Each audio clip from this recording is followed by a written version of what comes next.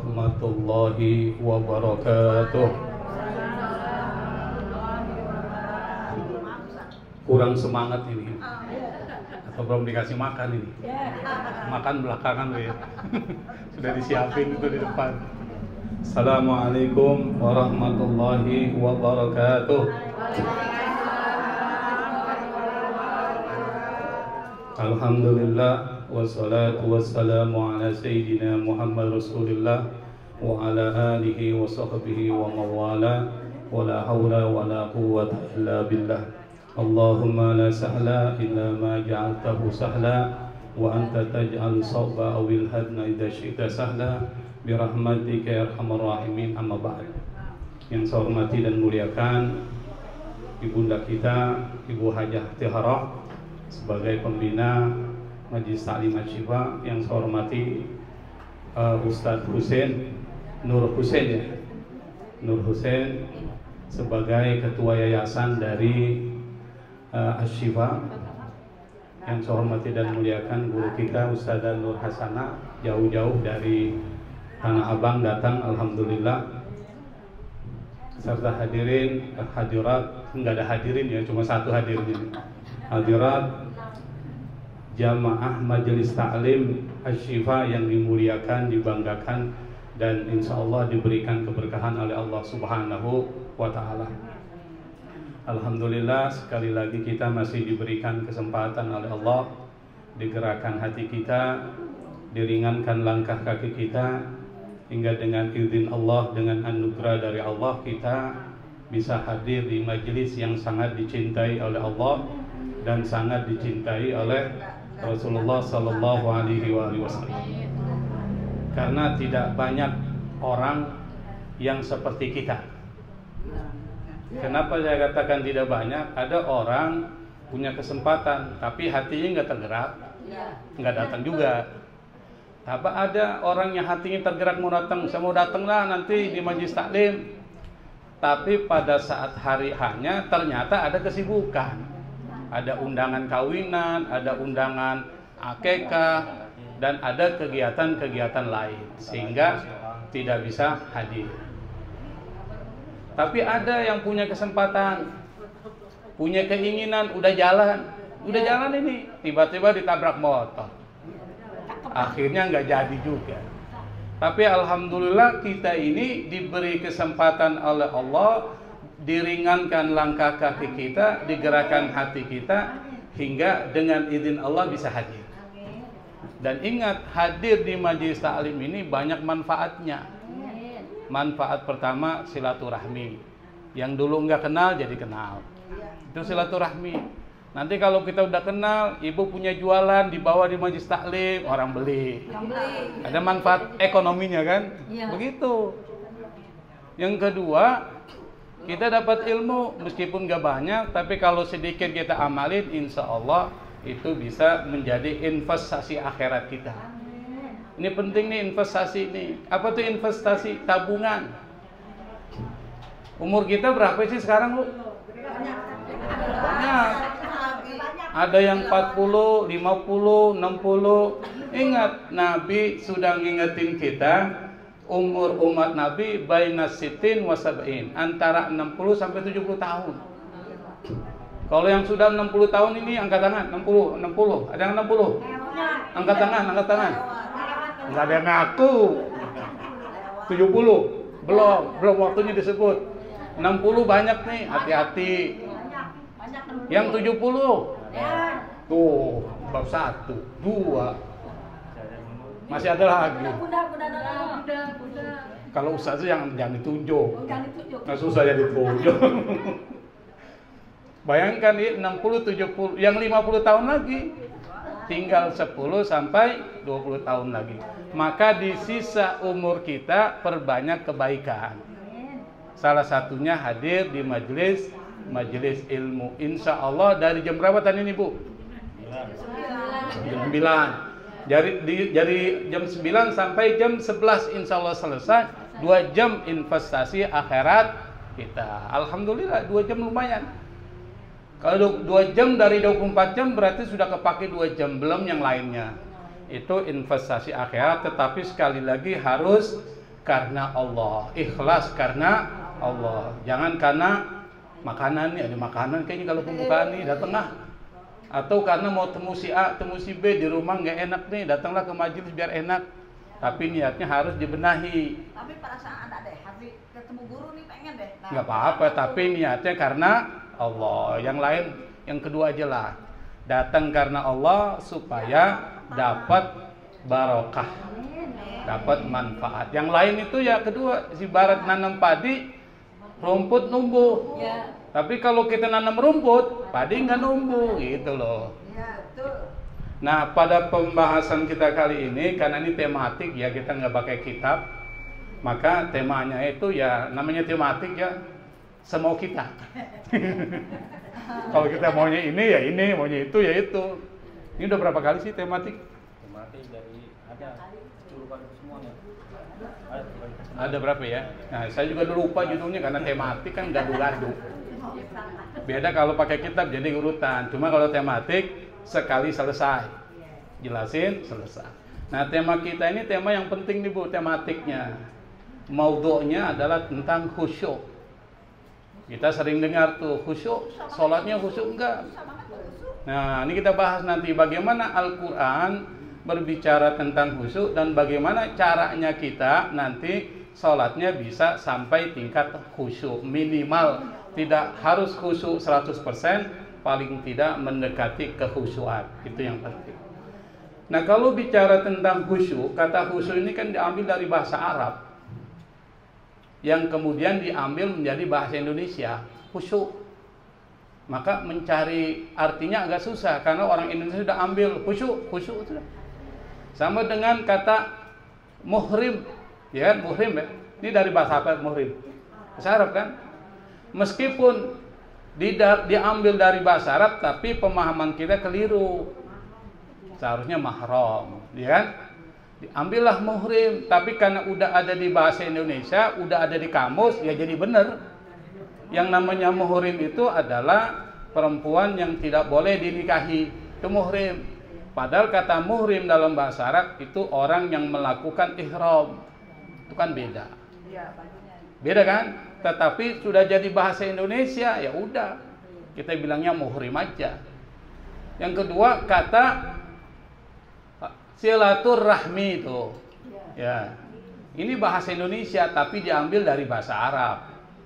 Yang benar dalam bahasa Arab ada silaturahim, silaturahimi, pakai rahimi. Tapi karena orang kita itu orang yang gampang nyebutin, jadi silaturahim, silaturahmi. Padahal sebenarnya silaturahimi, ya hinya hilangin berat kan, silaturahmi. Ya akhirnya diambillah dalam bahasa Indonesia, di kamus besar bahasa Indonesia disebut silaturahmi. Itu nggak salah, benar dalam bahasa Indonesia. Kan ada orang yang bilang itu salah tuh Ustaz, artinya silaturahmi. Ya kalau bahasa Arab. Tapi karena ini bahasa Indonesia, kita orang Indonesia, kita bilang silaturahmi. Sama dengan khusyuk.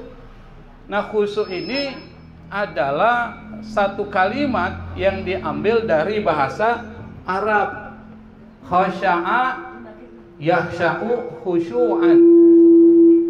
Artinya di dalam bahasa Arab itu artinya secara kebahasaan itu tunduk, tadzallul tuh. Tadzallul itu artinya merendahkan diri di hadapan Allah Subhanahu wa taala. Yang ketiga sakinah, ketenangan. Itu khusyuk.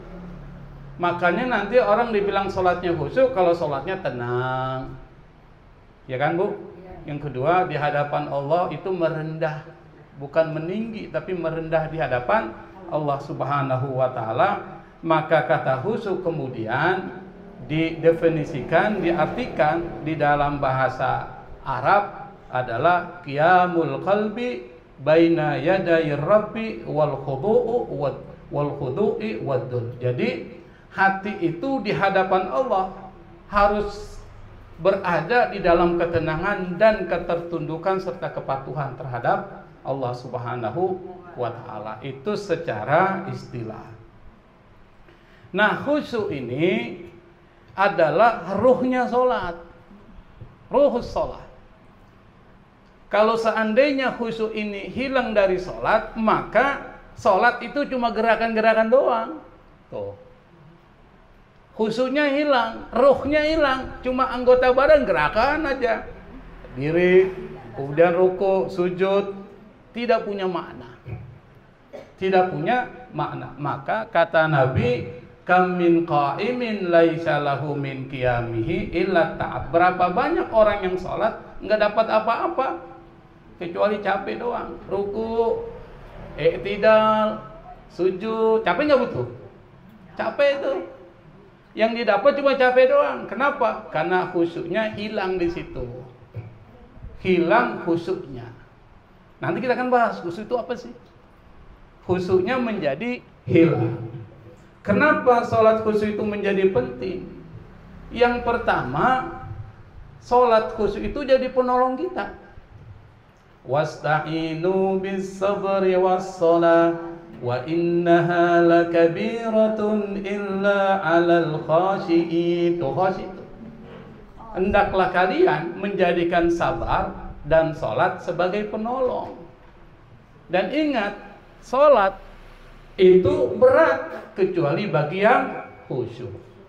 Wa innaha lakabiratun illa 'alal khashi'in. Salat itu adalah sesuatu yang tsaqilah, berat. Dan itu enggak berat bagi siapa? Illal khashi'in, kecuali orang yang khusyuk. Khashi' dari khasya'a. Isim fa'ilnya kalau kita belajar nahwu sharaf tuh khashi'.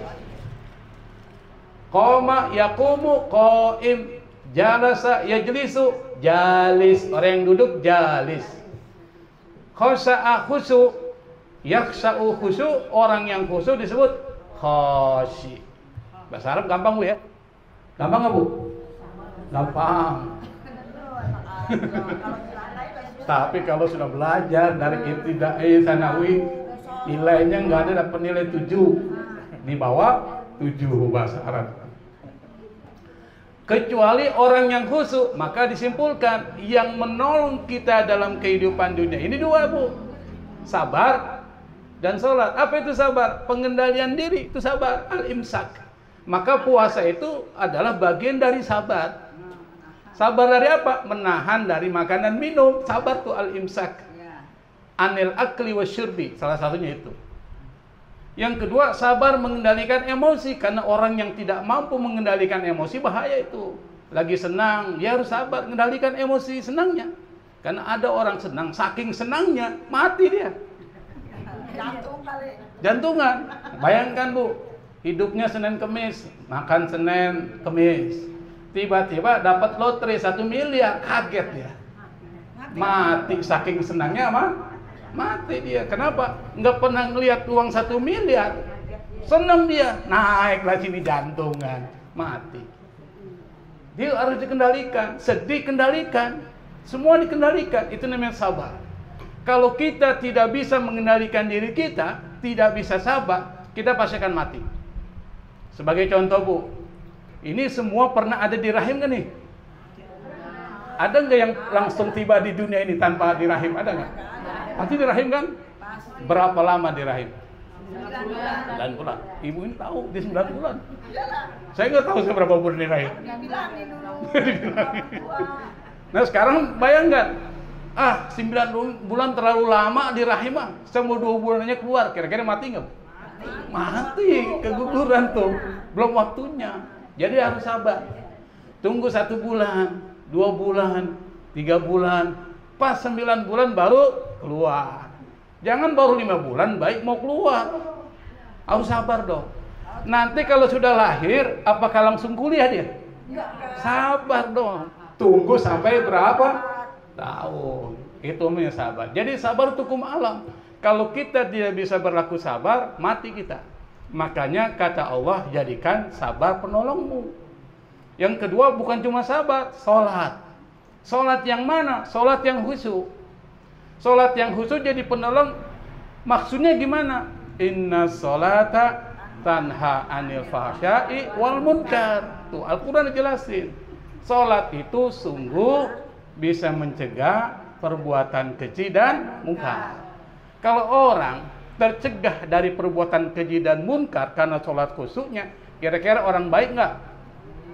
Baik nggak, Bu? Orang baik. Kalau orang baik disuka orang nggak? Suka orang. Kalau dia disuka orang, kalau dagang, kira-kira dagangnya laku nggak? Laku. Itu baru secara bisnis. Orang baik disuka orang. Kalau dia nyalonin anggota DPR, kepilih nggak? Kepilih. Iya, insya Allah kepilih. Semuanya kan insya Allah kan. Tapi orang senang sama dia. Akhirnya kemudian pilih dia karena senang. Nah, ada satu penelitian ini, Bu. Ini memperkuat ini bahwa sholat khusyuk itu bisa membuat orang lebih jadi baik. Dan kalau orang baik pasti sukses. Contohnya apa? Ada satu penelitian. Ini ada 10.000 karyawan sukses. Jadi yang sukses aja yang diteliti 10.000. Setelah diteliti, ternyata 10.000 karyawan sukses itu sukses karena dua hal. Yang pertama, karena dia berikan pelatihan-pelatihan tuh. Jadi kan biasanya kalau orang kerja di perusahaan-perusahaan itu pasti diberikan pembekalan training ya. Bisa latihan terkait dengan marketing, pemasaran, bagaimana memasarkan produk tuh. Karena sulit tuh. Kalau menciptakan produk, memproduksi itu gampang, buat gampang. Tapi jualnya susah. Itu namanya marketing. Apa strateginya? Itu ada diajari tuh. Misalnya ibu jualan baju. Beli bajunya gampang, tapi jualnya susah. Makanya ada strategi, jualnya online, jualnya pakai diskon, lagi sebagainya, itu strategi. Usaha ini jualan sapi, daging sapi, ya pakai strategi. Bagaimana supaya orang tertarik beli sama dia? Misalnya beli 1 kilo gratis 2 tulang. 2 tulang gratis. Kata pembeli ngapain tulang? Tulang kalau direbus itu kan enak. Di sop jangan makan tulangnya, tapi kuahnya. Kuah sop enak itu. Jangan anggap tulang gak enak. Kalau tulang nggak enak, anjing nggak nyari tulang. Betul ya? Jin nggak nyari tulang, karena makanan jin apa? Tulang tuh. Jadi jangan anggap enteng tulang, bonusnya tulang buah. Itu namanya marketing strategi. Ternyata 20% mereka sukses itu karena dia beri pelatihan itu. Sisanya 80%, ini penelitian. Itu karena persoalan kepribadian, karakter. Dalam bahasa Arab akhlak, dalam bahasa kita budi pekerti. Artinya apa? Dia orangnya baik, secara kepribadian bagus, jujur, kedua tekun, etos kerjanya tinggi, itu yang bikin sukses. Nah, sekarang coba kita lihat. Ini soal karakter. Kalau karakternya semakin bagus, maka dia semakin sukses. Sekarang saya mau tanya, ini supaya mempermudah pemahaman kita. Coba ibu tanya sama orang di sebelah, pertanyaan 1, pertanyaan 2. Kalau suka sama orang, alasannya apa? Kalau nggak suka sama orang, alasannya apa? Nah, sekarang saya tanya, siapa yang mau jawab? Siapa yang mau jawab? Ibu ya. Kalau ibu suka sama orang, alasannya apa? 1, baik. Apalagi? Apa? Peduli. Apalagi? Jujur. Itu semua soal karakter, Bu. Nggak ada, saya suka sama dia karena hidungnya mancung. Nggak ada kan? Kecuali kalau pacaran. Lain ini sama orang. Oh, dia orangnya gagah. Itu soal fisik, nggak ada yang bilang begitu. Rata-rata soal pribadian. Ditanya, kalau kau nggak suka sama orang, alasannya apa? Ya orangnya pelit. Judas, tuh, macem-macem lah. Itu soal karakter tuh. Nah, makanya semakin bagus karakter seseorang, semakin sukses dia.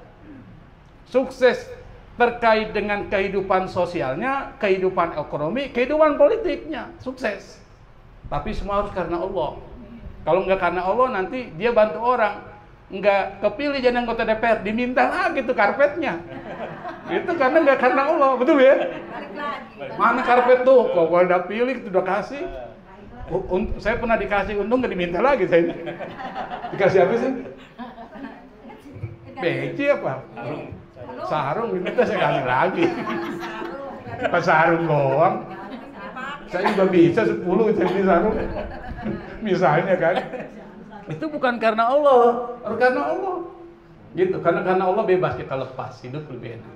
Nah, jadi hubungannya sholat khusyuk mencegah dari perbuatan keji dan munkar. Kalau orang tercegah dari perbuatan keji dan munkar, berarti orang baik tuh.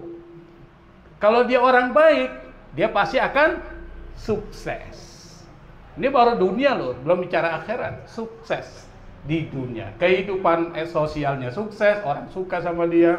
Kehidupan budayanya dia sukses, kehidupan politiknya sukses, ekonominya juga sukses. Jadi Islam tuh gampang, Bu. Jadi orang hebat, jadi orang sukses tuh gampang. Perbaiki akhlak. Tuh. Yang kedua, ini orang yang sholatnya khusyuk itu orang yang beruntung tuh. Coba ibu baca surat Al-Mu'minun, surat ke-23. Ada yang bawa Quran nggak? Coba bawa Quran. Ada yang bawa Quran? Aduh, HP. Coba bawa HP tuh. Surat Al-Mu'minun, surat yang ke-23, ayat 1, 2, 10, 11. Itu ada hubungannya. Coba dibaca keras-keras biar kita sambil belajar. Surat yang ke-23 namanya Al-Mu'minun, ayat 1 dan 2 ditambah 10, 11. Hah? Qad aflaha. Coba saya mau baca. Ah, jangan, emang nggak bisa baca Quran. Hah? Nggak nyumpain. Nggak nyumpain. Kalau nyumpain gua sumpahin lo. Begitu. Coba. Iya.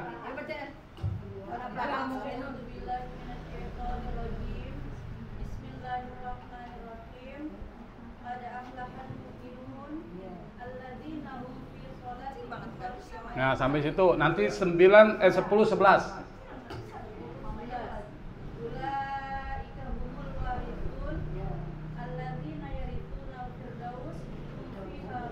Coba artinya 1, 2, 10, 11. Itu ada hubungan tuh. Sungguh beruntung orang-orang yang beriman, yaitu orang yang khusyuk dalam salatnya. Mereka yang beriman akan dapat Orang yang akan mewarisi, yakni yang mewarisi surga Firdaus. Mereka kekal di dalamnya. tuh, itu kan? Orang khusyuk yang kedua bukan cuma di dunia dia sukses, akhirat dia sukses. Ini Allah yang bilang qad aflahal mu'minun. Ini pakai qad loh. Kalau qad itu masuk ke dalam fi'il madhi aflaha itu memperkuat pernyataan, apalagi yang ngomong Allah. Lebih kuat lagi. Qad aflahal mu'minun. Orang beriman pasti beruntung. Aflah. Beruntung itu ya sukses. Sukses itu beruntung. Siapa orang beriman yang beruntung? Alladzina hum fi salatihim khashi'un. Orang yang khusyuk salatnya. Beruntungnya apa? Dijelaskan dalam surat Al-Mu'minun ayat 10 ayat 11. Ulaika humul warisun. Mereka lah pewaris. Pertanyaannya, pewaris apa? Alladzina yaritsunal firdausa hum fiha khalidun. Mereka mewarisi surga Firdaus. Jadi surga itu ada tingkatan, Bu. Surga yang tertinggi namanya Jannatul Firdaus. Makanya dalam bahasa Inggris disebut dengan paradise. Itu dari paradise Firdaus. Paradise itu surga. Jannatul Firdaus. Dulu kita pernah cerita tentang surga, Bu. Di surga itu semua yang kita inginkan tersedia tanpa perlu bekerja. Anda di dunia mau makan pisang goreng, kerja dulu nggak? Kerja. Pertama beli pisang dulu. Di mana beli pisangnya? Pasar. Keluarin duit, ojek. Beli pisang, bawa. Diapain lagi itu pisang? Dikupas, bersihin, beli terigu, ya kan? Setelah itu digoreng. Kalau gorengannya nggak gosong, bagus. Nah, kalau goreng gosong, goreng lagi, capek. Akhirnya selesai, baru kita makan. Di surga nggak begitu. Anda mau pisang goreng, ada langsung. Anda mau buah delima, tersedia. Dan ingat, buah delima di surga tidak sama dengan buah delima di sini. Kenapa disebutkan dengan rumah di dalam Al-Quran? Untuk mempermudah pemahaman kita aja. Tapi rasanya jauh lebih enak yang ada di surga. Pisang goreng lebih enak di surga. Kalau pisang di sini bisa ada yang sepet. Di surga ada nggak pisang sepet? Nggak ada, semuanya enak. Minum susu ada. Minum air tawar. Air tawar ini biasa, tapi kalau sudah di surga lain lagi ceritanya. Semuanya adalah kenikmatan. Bagi laki-laki dapat bidadari surga. Enak nggak boleh laki-laki? Enak. Perempuan ngiri. Kalau laki-laki dapat bidadari, perempuan dapat apa? Bidadara dong. Emangnya burung dara gitu. Dapat apa perempuan? Dapat apa? Lah kan sudah dijelasin dulu itu. Ini pelupa semua nih. Para perempuan yang masuk surga itu akan menjadi pimpinannya para bidadari. Bagaimana wajahnya? Lebih cantik dari bidadari. Dan nggak ada nenek-nenek tuh. Nggak ada nenek-nenek di surga. Semuanya kembali umur sekitar 20-an, 30 masih segar, semuanya segar. Dan lebih cantik dari bidadari. Kira-kira cemburu nggak itu istri dengan bidadari? Rasa cemburu sudah dicabut oleh Allah. Sudah hilang, dicabut. Kenapa? Di sana nggak ada lagi benci, cemburu. Di sana adalah salamun qaulan mir rabbir rahim. Semuanya tentang salam, perdamaian, kesejahteraan. Karena semua tentang kenikmatan, maka tidak ada rasa capek, ta'ab, wala nasab, tidak ada rasa capek, lelah, nggak ada. Anda habis makan kenyang, apakah semua yang dimakan jadi kotoran? Enggak, karena buang air besar capek bu. Apalagi ngedennya, coba ngeden, keluarnya susah, itu capek tuh. Makanya jadi apa itu? Jadi keringat. Jadi apa bu? Tadi salah nih ngomong itu. Jadi kering, bukan jadi ambeien. Jadi keringat. Keringat yang baunya wangi. Kira-kira habis minum kenyang, minumnya khamar juga ada. Khamran ladzatil lisyarib. Khamar yang lezat, tapi bukan khamar yang bikin mabuk, yang menutupi kepala, tapi khamar yang penuh kenikmatan, kelezatan. Kalau dia minum banyak, tidak mabuk. Apakah kemudian menjadi air kencing? Tidak, jadi keringat. Apakah keringatnya bau sehingga orang hindari? Keringatnya bau kasturi. Itu enak banget. Surga. Tapi untuk ke surga susah bu. Mahal. Bagaimana supaya dapat surga? Udkhulul jannata bima kuntum ta'malun. Kata Allah, masuklah ke surga, bayar. Bayarnya dengan apa? Bima kuntum ta'malun. Dengan amal perbuatanmu. Makanya di dunia ini jangan santai-santai. Dunia ini harus investasi akhirat sedikit pun. Ibu pergi ke pasar, niatnya di setel. Saya ke pasar karena Allah. Pahala. Pas selesai pulang, saya pulang, misalnya saya masak untuk buat, pokoknya semuanya niatin ibadah karena Allah. Semuanya dapat pahala. Disetel niatnya aja udah berubah tuh. Tapi kalau niat yang lainnya nggak dapat apa-apa. Sesuai dengan apa yang diniatkan. Jadi sholat yang khusyuk manfaatnya dua tadi. Ya bu ya, saya ulangi ini supaya mudah. Yang pertama, sholat khusyuk itu bisa menjadi penolong di dalam kehidupan kita. Di mana sholat khusyuk bisa menjadi penolong? Karena sholat yang khusyuk tanha anil fahsya'i wal munkar, mencegah dari perbuatan keji dan munkar. Kalau orang tercegah dari perbuatan keji dan munkar, berarti dia orang baik. Kalau dia orang baik, disukai orang. Kalau disukai orang, apapun relasi yang dia bangun dengan orang lain, apakah itu di sosial, hidup di masyarakat, atau dia punya bisnis, atau dia membangun relasi politik, itu akan disukai oleh orang. Sukses dunia, sukses akhirat disebutkan Allah apa? Ulaika humul warisun. Orang yang sholatnya khusyuk itulah pewaris surga Firdaus. Itulah kesuksesan tingkat tinggi. Jadi kesuksesan tingkat tinggi itu dapat surga. Itu harus diingat. Dunia sukses, akhirat sukses. Rabbana atina fid dunya hasanah wa fil akhirati hasanah. Jadi dua itu, hasanah fid dunya wa hasanah fil akhirah. Berarti cita-cita kita cuma itu aja, Bu. Dan disuruhlah oleh Allah baca doa itu setiap 5 waktu. Supaya kita ingat orientasi hidup kita itu dunia sukses, akhirat sukses. Jangan dunia hancur, akhirat sukses. Jangan juga begitu. Atau dunia hancur, akhirat sukses. Jangan juga. Dua-duanya sukses. Supaya hidup kita enak. Dunia kita sukses, akhirat sukses. Kan ada orang yang dunia masa bodoh, yang penting akhirat. Ya silakan aja pilihan dia. Ada orang yang dunia saja yang dia kejar. Kebanyakan orang-orang Cina itu akhirat hancur lebur dia nanti. Ada yang begitu. Kita dunia sukses, akhirat sukses. Bisa dipahami, Bu ya? Nah, bagaimana membuat sholat kita khusyuk? Itu pertanyaan besarnya. Supaya dapat dua tadi tuh. Sebagai penolong masuk surga. Gimana? Yang pertama adalah sebelum sholat dibenahi. Jadi sebelum sholat nih, bagaimana dibenahi? Pertama, benahi pola hidup kita. Pola hidup, gaya hidup, lifestyle. Apa tuh gaya hidup? Misalnya makan, minum kita dibenahi dulu tuh.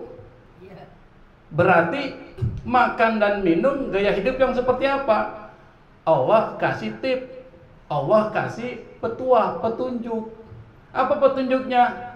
Makan makanan yang halal dan minuman yang halal. Berarti jangan makan makanan yang haram atau minuman yang haram. Maka kemudian halal haram dibagi dua. Ada yang haram karena zatnya haram. Zatnya haram. Misalnya apa? Al-Quran jelasin tuh. Apa? Yang pertama, maitah, bangkai. Maitata waddama walahmal khindiri wa ma uhilla bihi li ghairillah. Allah haramkan kepada kalian apa? Al-maitah, bangkai. Waddam, apa dam? Darah. Nah di Jogja itu ada yang jual darah sudah dibukukan, saya pernah lihat. Apa namanya? Marus tuh. Katanya enak, saya nggak tahu, tapi darah dibukukan. Hah? Iya, kalau makan kan haram. Masa saya makan? Nanti dibilang Ustadz, apa ini makan darah? Dracula ini. Jadi haram itu, apalagi walahmal khinzir, daging babi dan semua yang ada di situ. Wa ma uhilla bihi li ghairillah, dan binatang yang disembelih bukan dengan menyebut nama Allah, maka disebutlah nama Allah kalau kita sembelih. Nanti ditambah lagi dari hadis-hadis Nabi itu binatang-binatang yang diharamkan itu disebutkan tuh.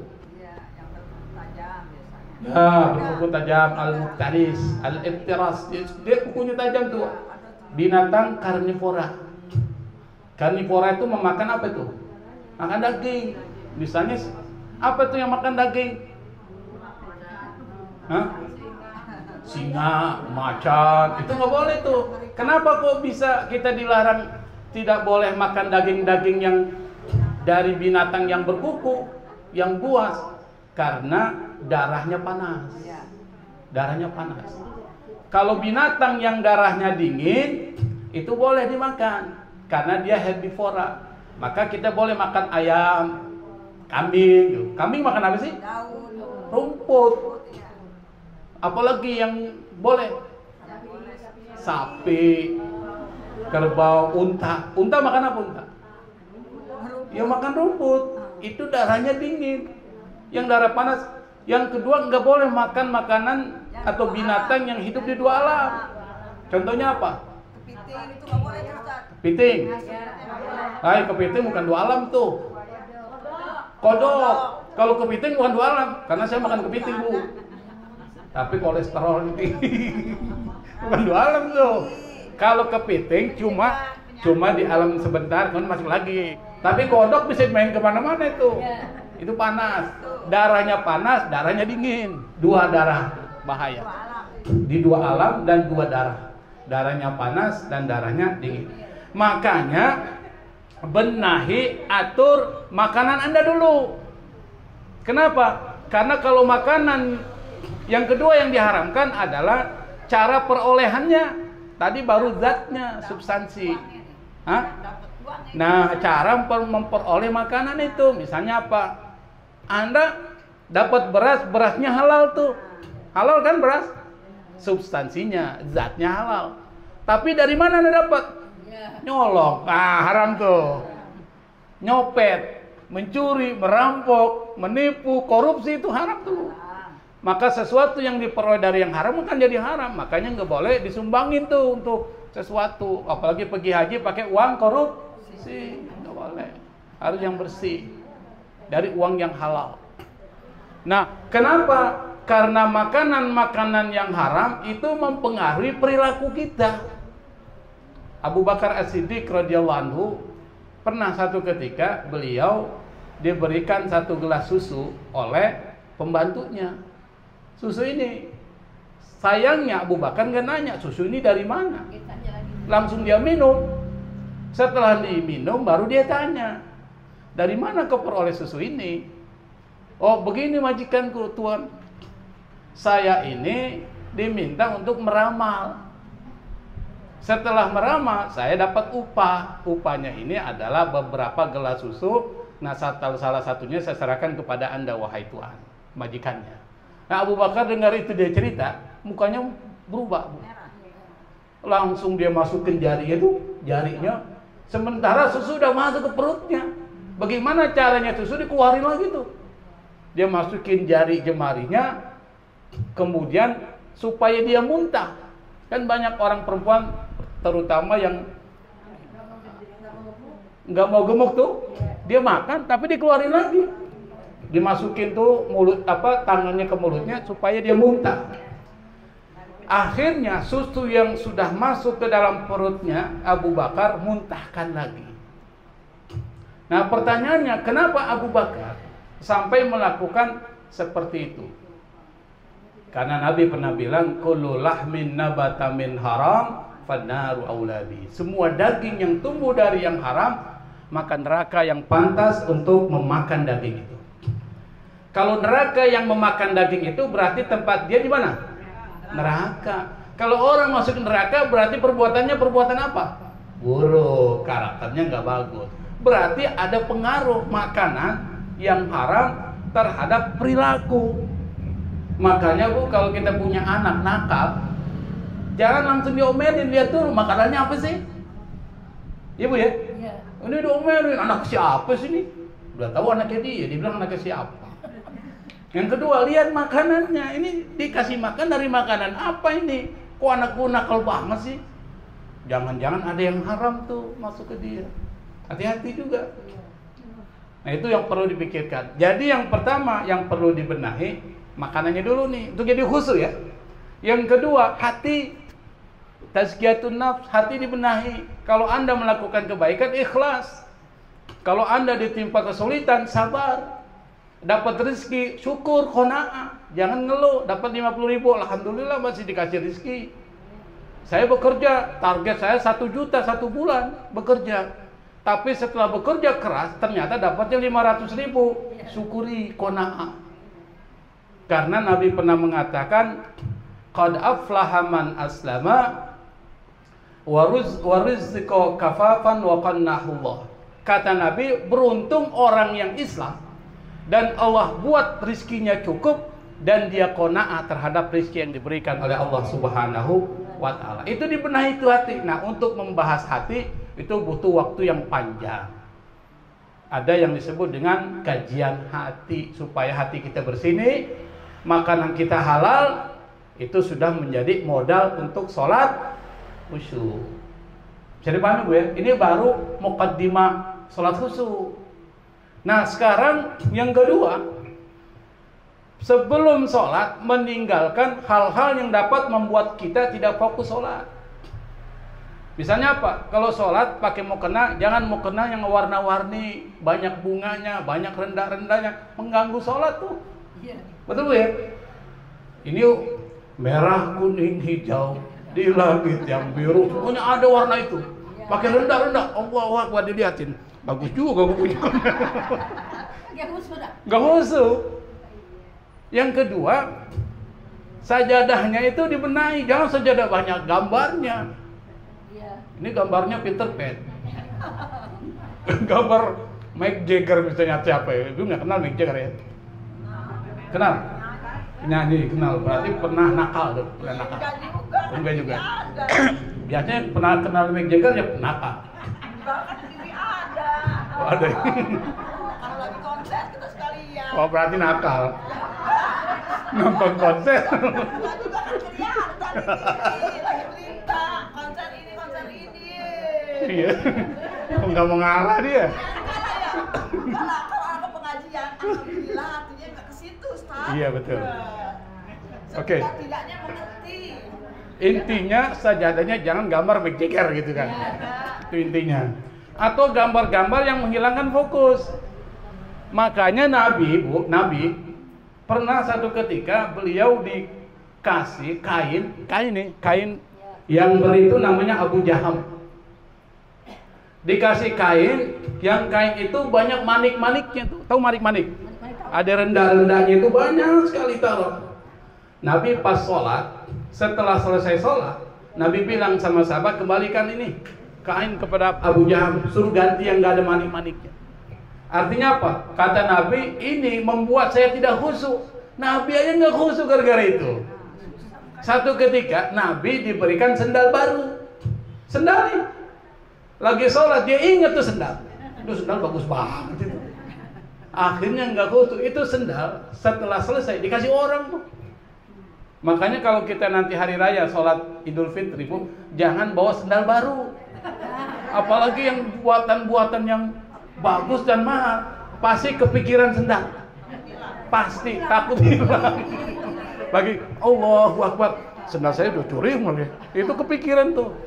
Pakai sendal yang biasa aja lah, sendal jepit. Kalau sendal jepit orang yang ngelirik. Tapi kalau sendal bata yang masih bagus, sekarang pabrik udah tutup kan? Nah, kalau sendal-sendal yang bagus, hati-hati tuh. Tidak membuat kita bisa khusyuk dalam sholat. Nah, yang seperti itu harus disingkirkan. Jadi yang menghilangkan fokus kita sholat menghadap Allah, hilangin tuh sebelum sholat. Bisa dipahami Bu ya? Ini sebelum sholat. Yang kedua, itu saat sholat. Nah, pada saat sholat kita harus step diri kita itu seperti kita sedang bermunajat kepada Allah. Setel tuh. Ini saya lagi sholat nih, Allahu Akbar. Itu kita setel. Coba yang ini. Hah? Gak bisa. Ini turun naik ini. Kita setel seperti kita sedang dialog dengan Allah, komunikasi dengan Allah. Jadi kita program. Kan kita nggak ngelihat, nggak apa-apa ngelihat. Kenapa? Anta budallaha ka'annaka tara, fa in lam takun tara fa innahu yarak. Engkau sembah Allah dalam sholat Anda seperti engkau lihat Allah. Tapi kalau engkau tidak melihat Allah, Allah lihat engkau. Jadi di setel tuh. Ibarat kita kalau lagi main Bu, lagi disuruh latihan sama guru nih, nanti nak kau akan menjadi seorang guru. Nanti dia memainkan peran nanti. Kira-kira besok dia latihan di rumah. Betul nggak Bu? Nah, ketika latihan di rumah, dia anggap di depannya muridnya. Betul Bu ya? Maka dia menjadi lebih fokus. Itu namanya men-setting, menyetel. Seakan-akan ketika kita sholat, kita itu sedang bermunajat kepada Allah Subhanahu wa Ta'ala. Kalau sedang bermunajat kepada Allah, serius, enak. Ada orang kentut di belakang nggak dengar. Nggak dengar. Ada di belakang orang berisik nggak dengar. Ada musik belakang nggak dengar. Karena khusyuk. Bahkan ada bom di belakang dia nggak dengar. Khusyuk. Kira-kira sholat ibu udah seperti itu nggak Bu? Belum. Ya belum, berarti belum khusyuk. Ya benar. Lagi Allahu Akbar, Ustaz Rafiqan nih, suaminya kan di belakang, khusyuknya hilang. Kau banget ini, misalnya. Sebagai contoh, nah ada seorang sahabat Nabi nih, namanya Abbad bin Bishr. Abbad bin Bishr ini pernah dipuji oleh Siti Aisyah sebagai sahabat dari Ansor yang tidak ada satupun yang melampaui ketiga sahabat Nabi. Salah satunya adalah Abbad bin Bishr. Satu ketika pada saat peperangan Daturiqa, selesai peperangan Nabi, itu istirahat dengan pasukan kaum muslimin. Kata Nabi, sebelum mereka istirahat, dia tanya, siapa yang mau jaga nih, katanya. Ada dua sahabat langsung bilang, saya Rasul. Yang pertama Ammar bin Yasir, yang kedua Abbad bin Bishr, dua. Ini sahabat berdua. Lalu keduanya sepakat, kata Ammar bin Yasir, saya menjaga dari awal sampai pertengahan malam. Nanti engkau dari pertengahan malam sampai penghujung malam. Jadi bagi dua ini shift. Apa shift tuh? Ada giliran. Giliran ya. Pada saat Ammar bin Yasir menjaga dari awal sampai pertengahan malam, Abbad bin Bishr untuk menunggu gilirannya dia sholat. Dia sholat malam. Ketika dia sedang sholat, Ammar bin Yasir ternyata karena kelelahan dia tertidur. Lelah, habis perang lelah, tertidur dia. Sementara Abbad bin Yasir masih enak sholat. Nah ini keadaannya lagi begini nih, genting peperangan. Ada pasukan musuh mengintai dia. Inilah kesempatan untuk memanah Abbad bin Bishr. Kenapa? Karena yang jaga sedang tidur. Akhirnya dipanahlah, kena Abbad bin Bishr. 3 panahan kena semua, darah dia. Kira-kira Abbad bin Bishr batal nggak sholatnya? Enggak, tetap aja dia sholat. Dia cabut itu panah, kasih buang satu-satu, dia lanjutkan sholat sampai selesai. Setelah selesai sholat, baru dia rasa sakit, gue sakit banget sini. Ada apa sini? Ternyata ada panah 3 kena dia, darah udah mengalir. Itu namanya khusyuk. Bisa nggak seperti itu, Bu? Nggak bisa kita. Makanya nanti ada tingkatan khusyuk minimal. Kata Imam Al-Ghazali, Anda dianggap sholat khusyuk minimal pada saat Allahu Akbar, itu ingat Allah. Itu khusyuk tingkat minimal. Kita sampai di situ, ya kan? Minimal. Makanya kalau kita sholat pada saat takbir, itu konsentrasi. Tangan dulu di bawah ini, baru pas angkat tangan berbarengan dengan mengucapkan Allahu Akbar. Saya beri contoh. Di tangan nih, Allahu Akbar. Pas akbar sini baru turunin. Tuh. Itu mazhab Syafi'i. Jadi dari bawah ini dulu, Bu. Jangan Allahu Akbar, jangan. Tapi dari bawah Allahu Akbar. Nah, di situ niat sholat, niat di situ. Tapi dalam hati. Tuh, dalam hati niat. Nah, ingat Allahu Akbar aja, itu udah dianggap khusyuk tingkat minimal. Tingkat minimal. Ya alhamdulillah, khusyuk tingkat minimal. Kalaupun masuk surga, surganya di emperan, nggak apa-apa. Masih kena baunya. Masih adem. Ibarat kita di AC, kita di luarnya. Masih kena di gini kita. Masih sawaban. Yang penting ada khusyuknya, tingkat minimal. Tetapi untuk sampai khusyuk, karena kita bermunajat kepada Allah, maka harus tahu apa yang dibaca. Itu persoalannya. Kita bermunajat nih, karena memang dalam sholat itu isinya adalah permintaan, ad-du'a. Maka as-sholat maknanya ad-du'a. Doa itu permohonan. Kalau Anda bermohon sama orang, Anda berdialog, berkomunikasi dengan orang. Nah ini dengan Allah Subhanahu wa Ta'ala, maka yang pertama kali harus dipahami bacaan suratnya. Nggak ada waktu saya belajar bahasa Arab, Ustaz.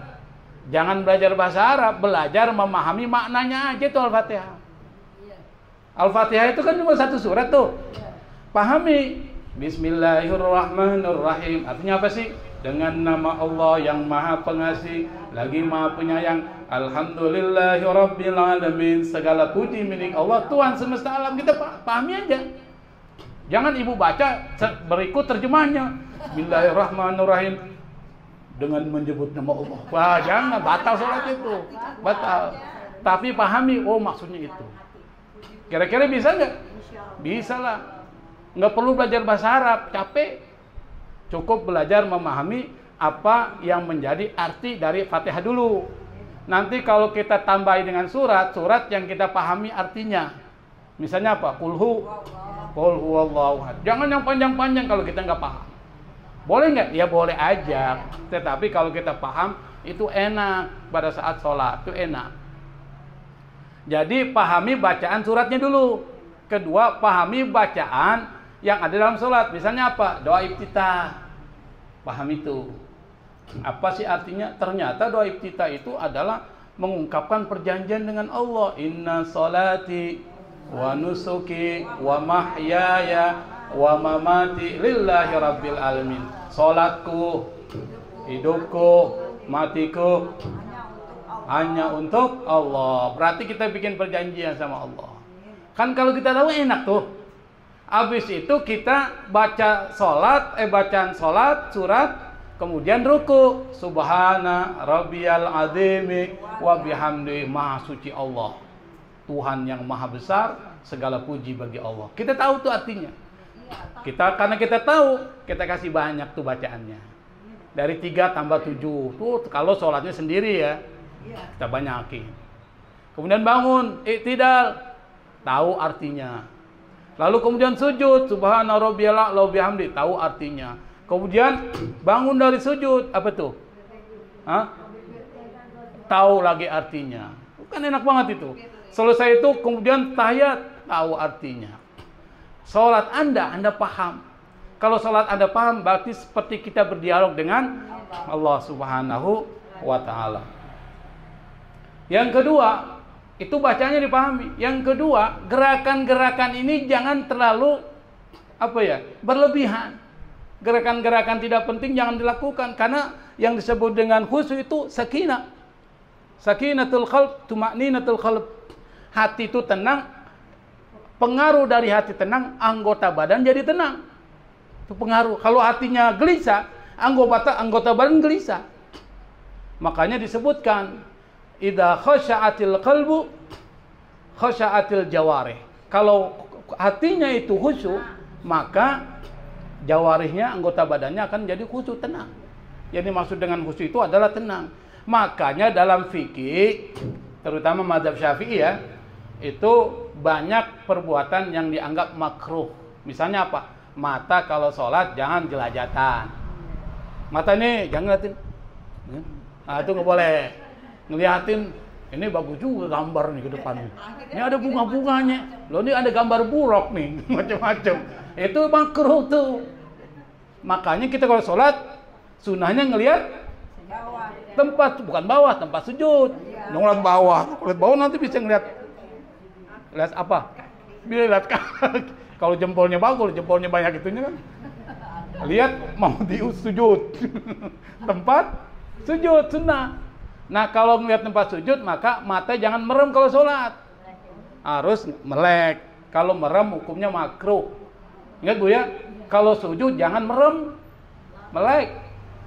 Pokoknya jangan merem tuh. Itu makruh hukumnya. Kedua, jangan noleh kiri ke kanan tuh. Gini. Kalau noleh kiri ke kanan nggak batal. Yang penting cuma kepalanya aja tuh. Tuh kepala. Tapi makruh. Tapi kalau nolehnya beserta badan, batal tuh sholatnya. Tuh. Bergerak. Itu batal. Karena apa? Karena sudah mengarah bukan ke kiblat. Ini kan kiblat sini nih. Tiba-tiba saya nengok, ada yang manggil. Ustaz terus lagi. Wah, ini pada bergerak nih. Itu membatalkan sholat. Atau mendongakkan kepala ke atas. Tuh, gini. Itu dianggap makruh. Dan yang terakhir, yang penting adalah italatur ruku'i was sujud. Perpanjangan ruku dan sujud. Itu bisa menambah khusyuk. Karena memang kalau kita tahu maknanya di dalam ruku itu perpanjang tuh. Subhana rabbiyal azimi wa bihamdi, subhana rabbiyal azimi wa bihamdi. Kasih panjang. Dan kalau kasih panjang itu badan enak tuh. Coba kalau ibu rukunya dipanjangin, enak tuh. Pegal-pegalnya hilang. Ya kan? Coba aja kalau kita pegal tuh, kasih panjang ruku, tapi sholat sendiri, jangan Kalau laki-laki sholat jadi imam jangan, itu kasihan di belakang.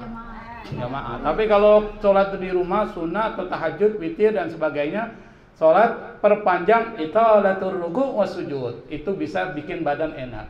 Dan sujud karena apa? Darah bisa masuk ke otak nih. Kalau darah jadi cerdas, jadi bagus sehat.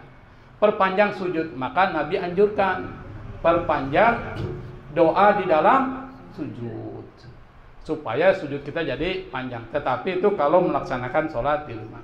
Kira-kira bisa dipahami Bu ya?